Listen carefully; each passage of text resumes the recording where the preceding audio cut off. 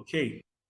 So anyways, I'll just start the 5 freedoms again. So freedom from hunger, thirst, and nutrition, freedom from pain, injury, and disease, freedom from discomfort, then freedom from fear and distress. And then the final one is freedom to express normal behavior. And this is a strong basis for animal welfare. And this literally states that you should provide any animal that is within human care with sufficient space, proper facilities, and social interactions, but literally be able to give them enough room by virtue of space, facilities, and all to be able to express their species-specific behavior. So, like I stated earlier, the 5 freedoms of animal welfare now is considered as a benchmark and foundation for animal welfare in almost literally any sphere. So everything else I'll be talking about here today as well will be literally based on the 5 freedoms of animal welfare, whether I directly mention it or not.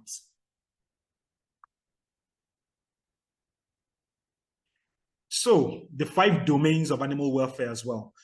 So now this is now beginning to get into the science of animal welfare, and part of these are the 5 domains that animal welfare professionals or science has now recognized as the areas where if you do adequately meet the needs of animals in these areas, then you should have been able to, or you should have met the animal welfare standards that the animal or the species is supposed to accorded. And they are nutrition. So like we stated earlier, still going back to the 5 freedoms. So that is providing adequate nutrition and food and water and all. Environment, health, behavior, and then mental experiences, which also means that you are now considering the fact that the animals are sentient, and you are giving conditions that would benefit the mental needs and welfare of the animals involved. Then we'll go to briefly talking about animal welfare versus animal rights. And then I didn't know that there was a difference between animal welfare and animal rights before going into my master's studies. I literally felt like they were pretty much the same thing. And I was literally throwing around both terminologies interchangeably. But animal welfare and animal rights are 2 very, very distinct things. But first of all, I would start by stating the definition of animal welfare that I have come to really love a lot. And this is the definition by my lecturer from my master's studies, Dr. Megan Peardon. And she states that good animal welfare represents good quality of life from the animal's perspective and the animal's total life experiences. So it means that if you are wanting to consider animal welfare, you are literally looking at animal welfare from the lens of the animal, not from the lens of you as a human being. And so animal welfare considers I'm not trying to especially differentiate animal welfare from the rights. So the animal welfare approach says that animals have a utilitarian approach, which means that you could probably, going back to what Peter Singer said earlier, you could use or kill animals either for meat, that's for human consumption, for laboratory or biomedical research and all of that, even for things like clothing, to make clothing and all, but then provide good quality of life to the animals that you want to, quote unquote, use for these different things, and then give the animals a painless death. But then animal rights now is a very different concept entirely. Animal rights states, and I will give the definition by Tom Regan, who was one of those that literally was founding father of the animal rights perspective. And so he stated that individuals who have inherent value have an equal right to be treated with respect. And so it follows that we must never harm individuals with inherent value. And with inherent value, he's literally talking of, does this person have the capacity to feel pain, which is going back to the whole topic of sentience and all, pain, joy, and all. And then if the answer is yes, meaning that particular species or whatever has inherent value. And if it does have inherent value, then it means that we do not have any right to treat them in any way other than how they would want to be treated. And unfortunately, we cannot ask animals how they want to be treated. So this literally is an abolitionist approach, which is literally breaking it down to say that agriculture, meaning using animals for meat, milk, etc., biomedical research, using animals for biomedical research, for clothing, for work, for sports, even for companionship, which is literally having companion animals like dogs and all that you have as pets, should literally be abolished. Meaning we shouldn't have animals in any of these rules because they have not given us the consent to quote unquote use them for any of these things that we are using animals for.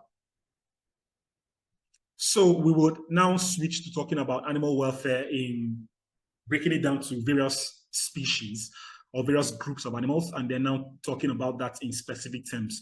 So I'll start by talking about animal welfare in companion animals.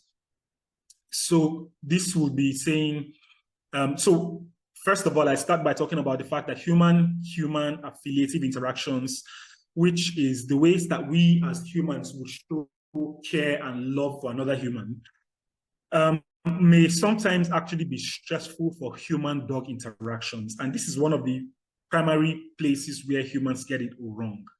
Because you will literally see videos, whether in Nigeria or even abroad and all, whether it is a Nigerian child, an American or adult or child or whichever, or people in other places and all, that are showing quote unquote human-human affiliative interactions with animals.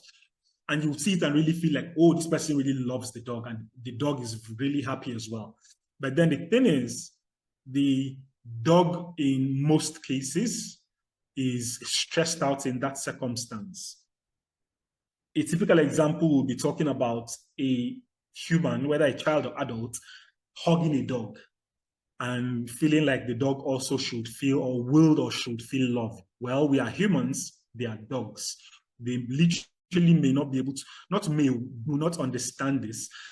And if you see many of the pictures, videos, and everything and all of that are related to this on the internet and stuff, they may look like a nice interaction, but for people who have come to the point of being able to understand dog or animal behavior, to be able to read body language, it is more often than not easy to look at the dog in those scenarios. And most times you would see that the dog is showing signs and signals of stress.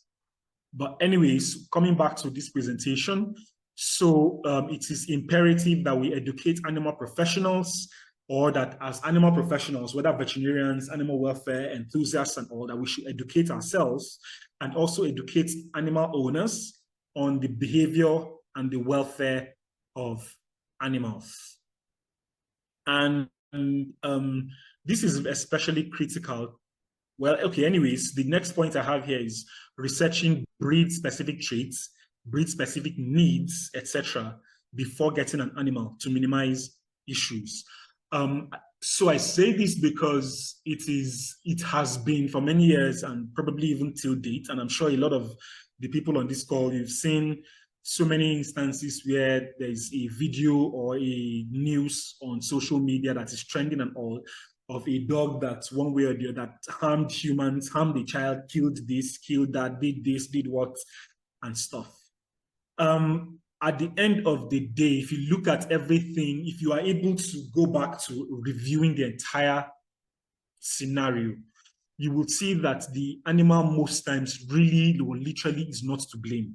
But somehow, some way, it is the human beings around the animal that are to blame for the circumstances that led to whatever it was, even if it was the owner that the animal ended up biting or killing. The human beings involved were somehow, some way responsible. Why do I say so? Everything I already said concerning companion animals does hold weight in this regard. But before still going ahead to talk about it, I would love to give an analogy, and one that I love to use when talking about this. And so the analogy is this, to say, in the olden days, if I use that language, when cars were mostly manual, and that was when I started learning how to drive, for example, which was 24 years ago. Most cars were manual gear operated cars. And so for most cars then, if you needed to put the car on reverse, you will take your manual gear all the way to the right and backwards, and then the car reverses. Then you engage the what do they call the throttle, and then the car reverses. But for a few cars, I am not so sure of it, but if I remember correctly, one of those was the Mercedes. If you needed to put it in reverse, you would, instead of taking it all the way to the right and backwards, you would rather take it to the left and forwards. So I like asking people, the question is, if you got that car, like that Mercedes, and then you wanted to reverse the car, and then you turned the gear knob all the way to the right and backwards, and then you press the throttle, and the car ended up going forward when you press the throttle. Whose fault is it? Is it the fault of the car, or is it the fault of the person who is sitting in the car and trying to drive the car, who did not take time to understand how this particular car functions? And I'm sure that the answer is more or less straightforward for this scenario, to say it is more or less the fault of the person who was sitting in the car. If we translate this back again to what we're talking about of the animal welfare and the welfare of companion animals, it literally is as good as also saying that whoever is also having animals in their care, and in this instance, we're talking about dogs, it's also imperative that we go the extra mile to study, to even know how these animals function. In the Western world, most times before even getting a dog breed, most people will do a lot of research to find out how that particular breed, or that particular breed anyways, functions. And different breeds work differently. Different breeds have different needs and all of that put together. So it is imperative that animal welfare professionals should educate themselves, and also teach owners to also be able to educate themselves on the welfare, the needs, the individual needs even of different breeds and all as well of animal. Then we should also consider training animals using positive reinforcement, force-free methods. What does this mean? Positive reinforcement, force-free methods are methods of training animals, dogs and all, that does not involve force and also does not involve punishment to the animal, but you are rather teaching the animal with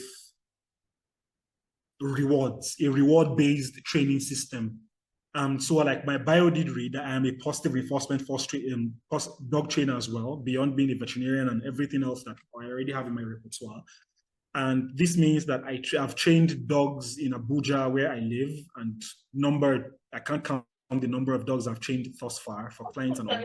But each dog I have trained so far has been trained using positive reinforcement methods. They have all been trained without force, without punishment, but training the dogs and animals that I work with using rewards. And then if you do have animals, dogs and all that have issues, you should be able to take them to a trained behavior modification professional to help resolve the issues. By this, I mean that there are so many issues that we have in dogs in Nigeria. Unfortunately, we really literally don't have behavior modification professionals in Nigeria as such, to the best of my knowledge. I'm not sure I can confidently point out one person in Nigeria currently. And I also say this because I have now come to learn a lot more about behavior modification and how it actually should run from my master's studies. And looking at that now, I also felt like I probably had some behavior modification knowledge in me before, but I now know that I literally had nothing and all.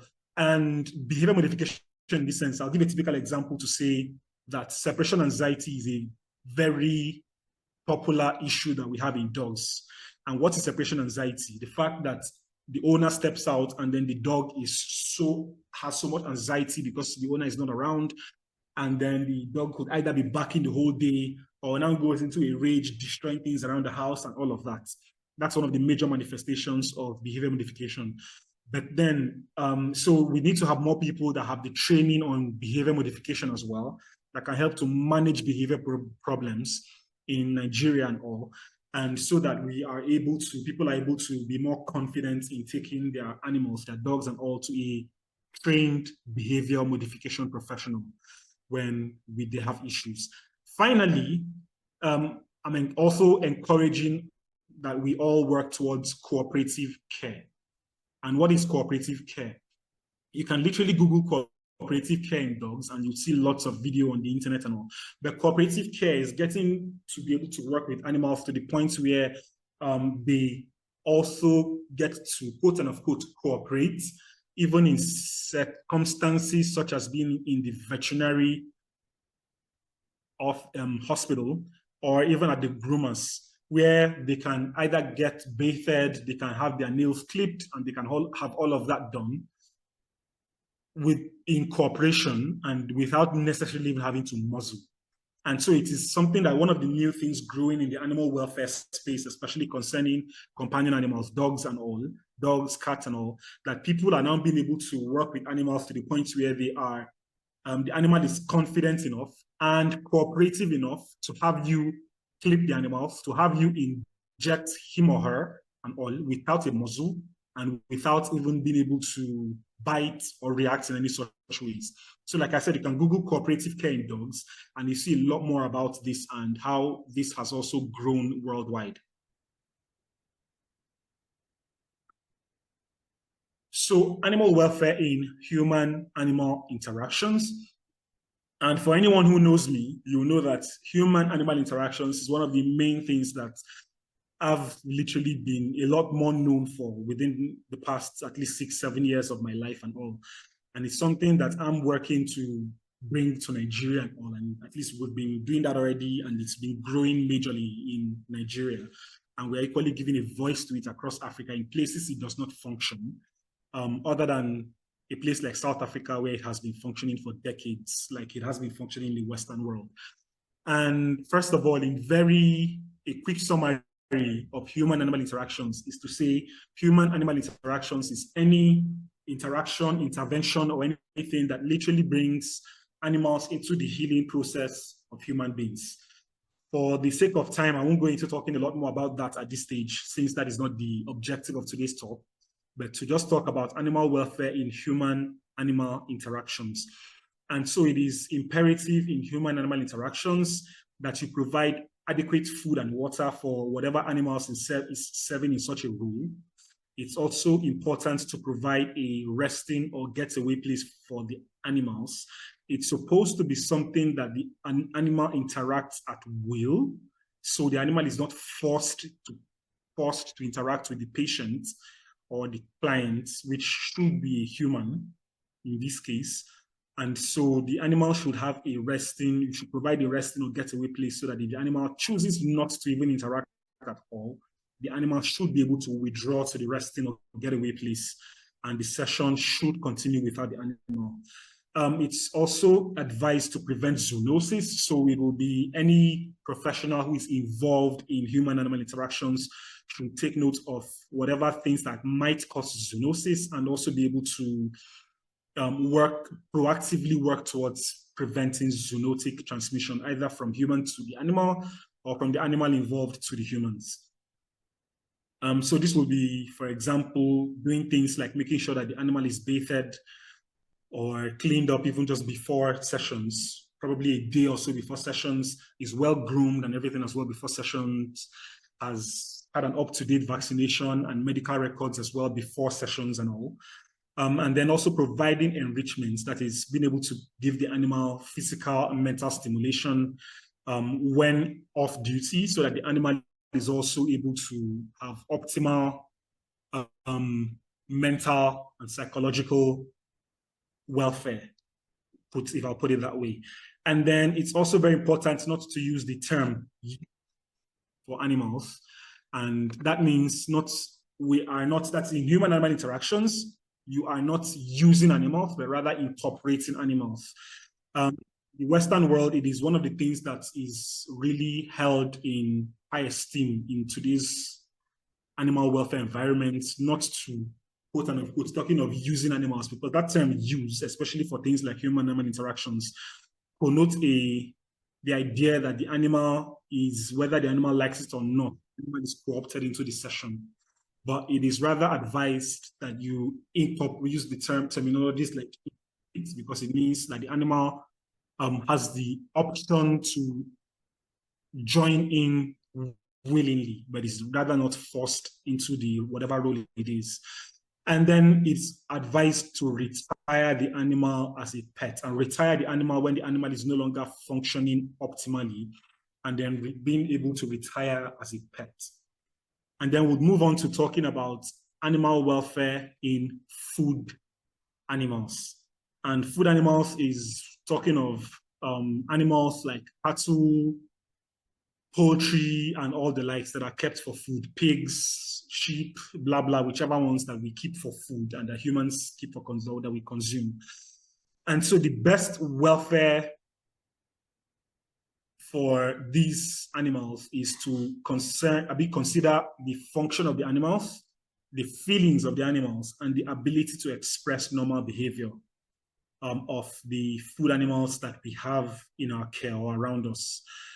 And most times, mostly for the veterinarian and for the animal owner, what is more considered as good welfare is that the animal is a high-producing animal. But for animal welfare science or for animal welfare, it is literally considered that high productivity is not a sound indicator of welfare. An animal may literally be in very poor welfare, but may still be producing optimally. So it is advised that you provide adequate shelter, that you protect the animals from, or shelter that provides or protects the animals, from predators, that you allow for natural behavior, especially giving indoor spaces that give space or room for good behavior, full range of behavior, as well as outdoor access for the animals where possible, especially for animals such as cattle and all, even pigs and all of that as well. And for poultry, one of the major things being considered and a strong movement in today's world is called cage-free poultry rearing. And by cage-free, it's referring to rearing poultry without battery cages. And battery cages are the cages that provide three-dimensional confinement for the chicken that is covered on all sides. There are other cages like the aviary and other systems that, yes, could be regarded in welfare standards as okay because it provides enough space for the poultry, for the chicken to be able to, or for the birds to be able to display their normal species-specific behavior. But then the battery cages do not, most times. We are cramped into it and do not really have adequate space. And what are some of these species-specific behavior, especially considering poultry? That would be things like dust bathing and interacting with others, being able to also preen or groom themselves and everything. So it's also advised to reduce social or hierarchical fights or injuries, especially in species that hierarchical fights could be a very regular occurrence. We're advised to reduce pain and stress in whatever procedures that we're carrying animals through. And then early detection, diagnosis, and treatment of diseases or stressful conditions. And in one of the things that I'm not sure is a mainstay or has even been really driven as a concept in places like Nigeria, across Africa, is animal welfare at slaughter. And I can't remember the exact statement now, but then there's a quote by one of the someone in the animal welfare world that states that of all the harm we do to animals, the most harm we do to animals is in the last 24 hours of their life. And that is literally looking at the way animals are slaughtered and what they go through most times in that whole slaughter process. So for animal welfare, optimal animal welfare standards, it is recommended to stun animals before exsanguination. Exsanguination is the blood loss, letting of blood. So it is advised to stun animals, that is to render them unconscious before being able to let out blood. And beyond being the fact that this is something of animal welfare in the animal welfare space and all, and considering animal pain and suffering, it is in research in the Western world has proved this over and over again as well, that slaughtering animals without stunning reduces meat quality, reduces palatability, and reduces shelf life of meat. And so in places like in the Western world, places like the US, especially across Europe, most people would walk into stores and would be very interested in knowing if the animal meat that they want to purchase has been killed, the animal was killed humanely.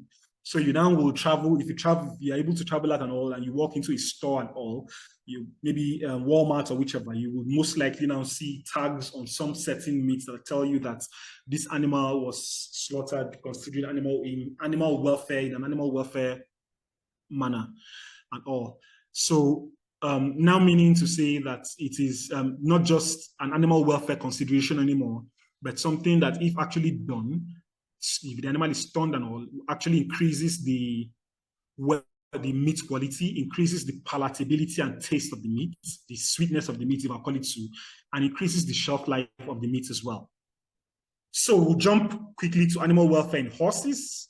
And for horses, it is advised that you provide adequate space, like we said earlier, adequate space for them to be able to even turn around, adequate, also giving them enough room to rest, enough room to sleep. It's encouraged that you allow animals, horses, to ingest or eat food while moving. It equally helps and aids in their digestion, their digestibility and everything.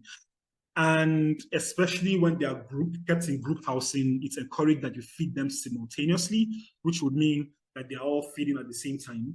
Because otherwise, when one animal is feeding and others are not, then it leads to welfare issues in the sense that the others are psychologically suffering, feeling the whole this thing of, anyways, not feeling so good about them not having food, and then their friend or neighbor or whoever feeding at that time and all. So we are encouraged to ensure suitable temperaments, that the animals that we want to use, the horses that want to put to use, have suitable temperaments. So it's meaning that you test the temperament of the animals before working with them or putting them to whatever that you are considering.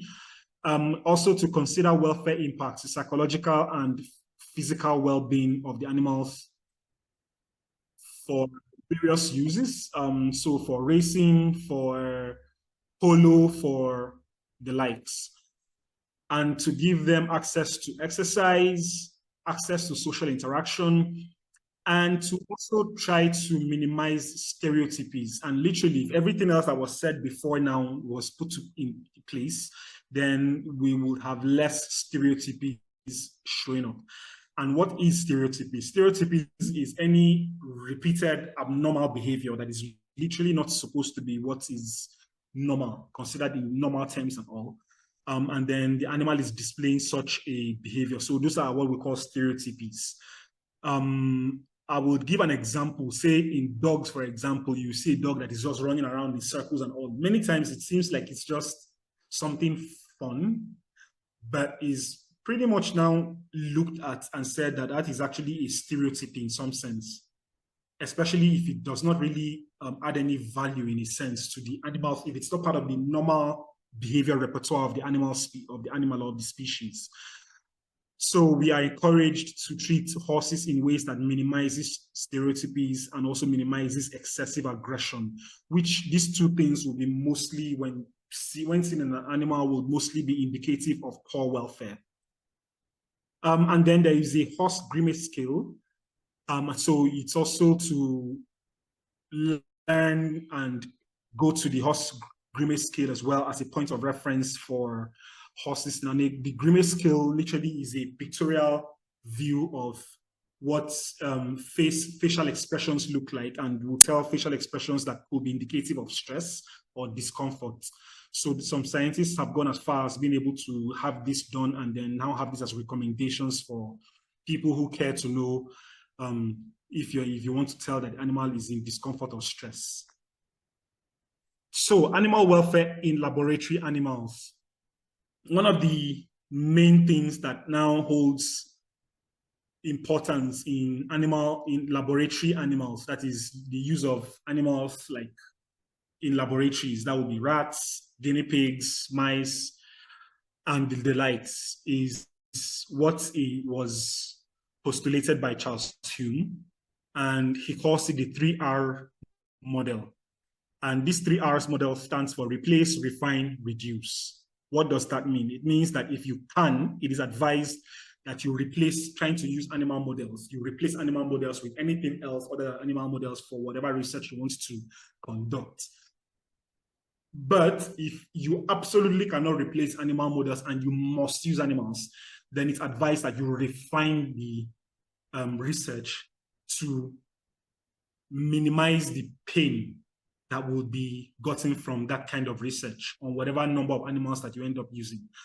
And it is also advised that you reduce the animals to the barest minimum number that could give you a standard result without necessarily using and putting too many animals through so much pain for the research. So that is one of the main things that holds importance today in laboratory animal concerning animal welfare. So it's also advised that whatever you want to use animals for in the laboratory setting should have scientific justification, which means that you have weighed the cost-benefit ratio and you're able to tell that, yes, it would make a lot of sense, if I use that language, from the justification that you have gone through, that you use these animals for research. It's also advised that you explore alternatives where possible, going back to the replace listing in the whole 3R model.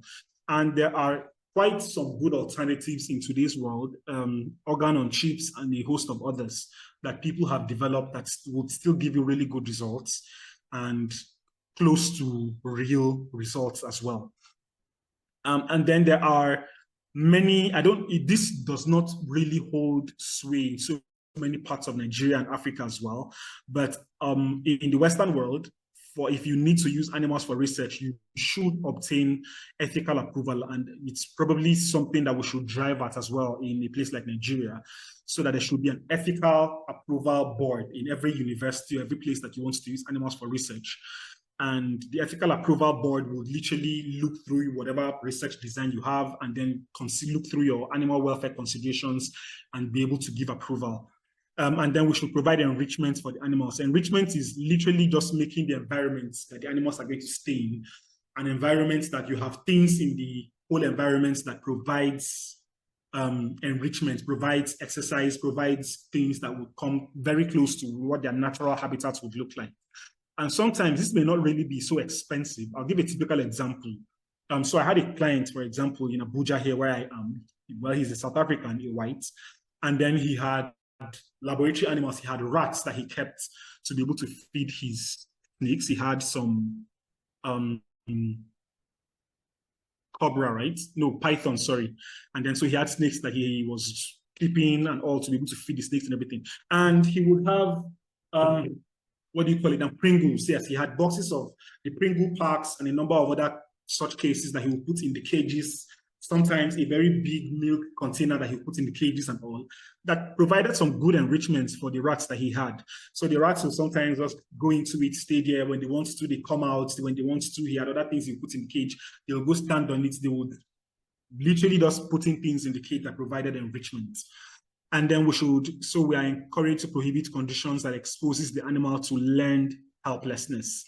Because of time, I'll just go through this to just say learned helplessness is literally putting an animal through so much pain and suffering that by the time you even remove whatever it was that was causing the pain and suffering, the animal is in so depressed a state that the animal doesn't even know how to help him or herself any longer, but it's just there helpless. And then finally, the grimace skill. So it's even for laboratory animals that a grimace skill was first of all created before even creating for the horse that I talked about earlier. So there is a grimace skill for animals, for rats, for mice, for rabbits, that you can look through and be able to tell how, if you see this kind of look, facial expressions, that if you see this kind of look, you can tell that the animals are in pain or discomfort. Then Finally, animal welfare in wildlife and biodiversity. But this is literally looking at animals that are in zoos or in captive environments. And so going back to talk about what we've talked of earlier of enrichments.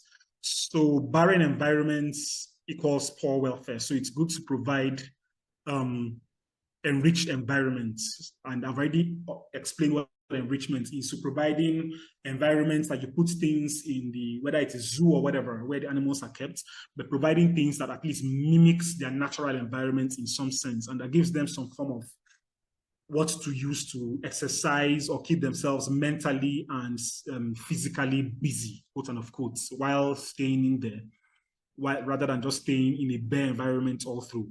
It's also advised that we provide adequate housing with enrichment. Okay, so yes, that's what's already been said. Provide sufficient balanced ration, going back to the 5 freedoms of animal welfare. Provide or mitigate stereotypies. We already talked about stereotypies. So also being able to, if adequate welfare needs are met, you also normally should not see stereotypies. And like I already described or said earlier, stereotypies are any continuously repeated things that are done by the animal, which is not considered as normal behavior. A typical example would even be an animal in the zoo. We just keeps pacing up and down, up and down, up and down. It's just pacing back and forth. And without, sometimes like it's looking at anyone or trying to do or say, or there's not really nothing in the environment that the animal is reacting to. So you could call that a stereotypy. And then preventing stressful visitor interactions or behaviors for animals in zoos. So that would be trying to be sure that you don't have visitors that come into the zoos and are trying to, let's say, throw things or do whatever other things that would be stressful to the animals. And then on a very final note, I would also love to use this as well to encourage more people, more of the animal welfare enthusiasts that we have around and that we have on this call as well, to be able to sign up for specialization courses or for places where you develop competency in animal welfare or animal behavior related knowledge.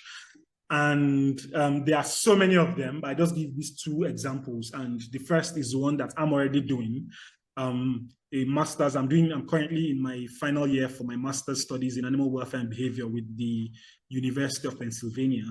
And there is a current opening for the master's for anyone who may be interested. The priority deadline is April 15th, but the full deadline is May 15th, 2025. So between now and then, if you're interested, please feel free to put in an application and hopefully you get accepted, and then you probably could start your master's journey as well. But then there is no advertised scholarship for this, even though I did get to benefit from one, but it wasn't an advertised scholarship. But then there are others as well, like the Masters in Applied Animal Behavior and Welfare or Masters in International Animal Welfare Ethics and Law in the University of Edinburgh. And for this, there is the Commonwealth Scholarship. I don't know, I haven't done my research to know if it's still open, but if it is, then please, by every means, I would encourage more people to sign up to this as well, to get sound animal welfare knowledge and competency to be able to serve in this role, because this is an area that is growing globally, and there is a lot more that is happening in this space. So thank you very much, and that is the end of my presentation, unless you want to see my, what did they call it now, my references slides, which was supposed to be the next slide. So thank you, that's my presentation. I don't know if there are any questions or anything else to handle.